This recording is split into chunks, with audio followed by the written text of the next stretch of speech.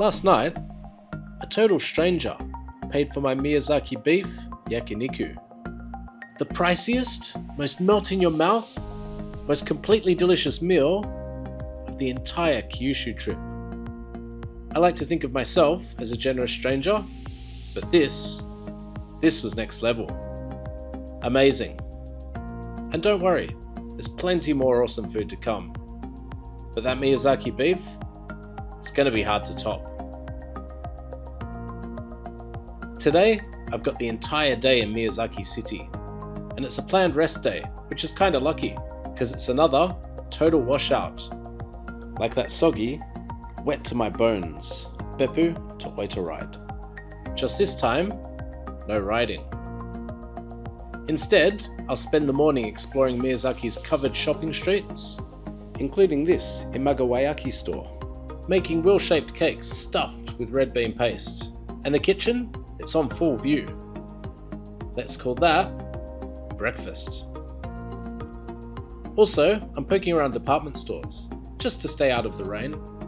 Basement level, of course, because that's where the food's at. A5 Miyazaki beef, sushi and sashimi, and fruit so pricey that you'd be crazy to eat it. As the rain eases, I trek up to Miyazaki Jingu, with its stunning lantern-lined boulevard. So sublime.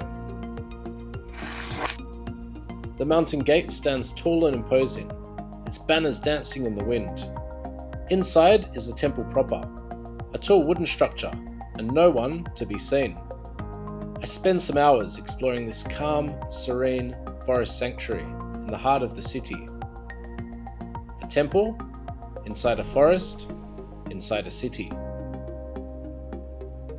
Japan travel on a foldie is a real game changer, if you do it right.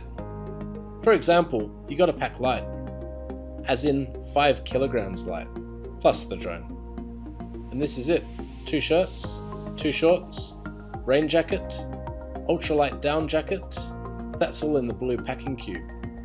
Everything else you can see. When I started out, I didn't take my drone, but I regretted it pretty quickly. Missed some awesome footage, especially in Nagasaki. Sorry about that. My backpack's completely stuffed, packed and unpacked daily. Lightest I've ever travelled, and highly recommended. The night sets in and the rain abates, so I take to the streets looking for a good time. The money I saved last night, I'm gonna blow tonight on a 9-course keiseki meal. It's gotta be done. Taka? So my last night here in Miyazaki, and I've come to a keiseki restaurant, and it specializes in Miyazaki food, so happy days, right? Now this is also pushing the boat out a bit, not so cheap, but the yakiniku meal from last night, which was supposed to be the most expensive meal of the whole trip, I got paid by a stranger. Would you believe? Yep, a guy at the restaurant, he just spoke to me as I was going to pay my bill, just made a bit of small talk with me. We had a bit of a chat, and then he just said, put your money away, and he just covered my bill. Unbelievable. So keiseki restaurants, you're supposed to be dressed up for them, but I have my bike shorts on and one of my only 2 shirts that I have with me, so apologies for that. So here we have this is some kind of fish entree. There's going to be a lot of courses coming, so I should talk less and eat more, I think. Really yum, vinegared. Has that kind of vinegared namban flavor. Actually, the waitress did mention namban, and I'm like, chicken? And she's like, no, fish. Doesn't have the tartare sauce of the chicken namban, but it has the vinegared coating. It looks like it's been battered and deep fried. Really delicious flavor with that vinegar. What do you think? Doesn't look delicious, but it really tastes very nice. And of course, vinegar with fish, well, that's always going to be a winner. Super good little namban fishies. Didn't know they existed. All right, next course. Check out this bamboo shoot. Now, keiseki, of course, is seasonal, regional cuisine. So if you go to a keiseki restaurant in Japan, that's what you can expect. And this looks a lot like steamed bamboo shoot. So I've got some salt and I've got this sauce to dip it in. So let's try.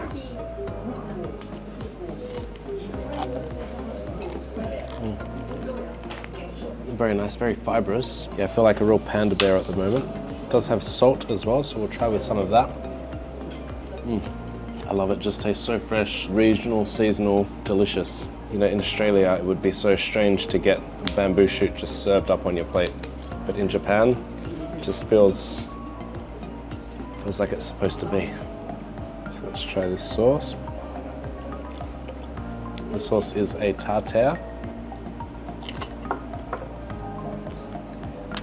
You gotta work for it. It's al dente. Reminds me a bit of eating like a fresh artichoke, you know, where you got the edible bits and then the tough bits that you can't chew through. Same thing's happening here. Really lovely dish. Now to the sashimi. On the menu it says the first bonito catch of the day, which looks a lot like this. Now I've had this in the Miyazaki restaurant in Tokyo. So we'll dip it in this soy. Really fresh, really lightly pickled on the outside as well. Nice flavor, clean flavor. I always describe the sashimi as clean, don't I? So here's piece number 2. Now the menu is quite vague. It said 2 other bits of whitefish, which I can confirm, but as to what this whitefish is, I would only be guessing, and probably guessing wrong. And so I'll just eat it instead of guessing. Another whitefish. These courses are going to start coming thick and fast, so better get cracking with this. Super clean. This one's a little bit more buttery. It's got a richer kind of flavor. It's actually really delicious. And loving the bonito as well with the pickling. And a clear soup on the side. So it just seems like a very clear broth. Looks like some noodles in there and something else I can't quite tell. Looks like some freshly made noodles there. And what is that? Actually tastes like the noodle, I believe. Let's try. Really not a lot to this. Really like dashi broth with a hint of citrus. Some fresh noodles. Simple as that. Alright, so the courses keep coming thick and fast, and have a look at this. I think you know what it is. It's Miyazaki beef. So it's loin grilled in soy sauce, and it says A4 or higher. How is it cooked? Probably medium, I would say. Has salt on the side, it's got wasabi. We've got this paste that I'm trying to wrap my head around. So it's already got soy sauce, so maybe it doesn't need much salt, but let's just try.